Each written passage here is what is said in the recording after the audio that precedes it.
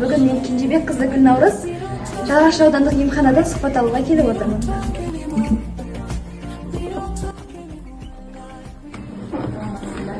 Сәлеметсіз бе?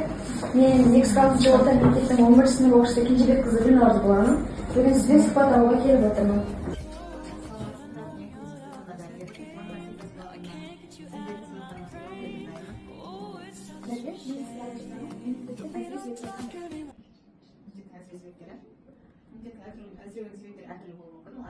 адам ағзасына күнделікті мысалға тамақтанумен бірге жеткілікті витаминдер дәрумендер жетіспеуі болуы мүмкін, ағзада әртүрлі жаңағы аурулардың себебінен иммунитет әлсіреуі мүмкін. Рахмет, дәрігер, менің сізге екінші сұрағым, адамның ұйқы безі бұзылғанда иммунитеттің әлсіреуі қандай үлкен ауруға алып келеді? Ұйқы безінің бұзылысы әртүрлі ұйқы безіне байланысты аурулар, мысалға қант диабетіне алып келуі мүмкін.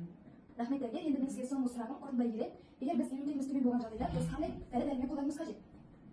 Иммунитет төмен деген жағдайда, яғни бірінші нені анықтауымыз керек. Адамда әртүрлі зерттеулер жүргізіліп жатыр, қан тобынан бастап, қан анализін тапсырады деген сияқты. Соған байланысты қан көрсеткіштеріне байланысты әртүрлі дәрумендер тағайындалады.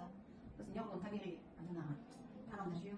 Рахмет, дәрігер, сұхбатыңызға өте үлкен рахметімді айтамын. Достар, осымен біздің сұхбатымыз тәмам. Сіздермен болған Кенжебек қызы Гүлнаурыз және Тоқманова Әсел дәрігер.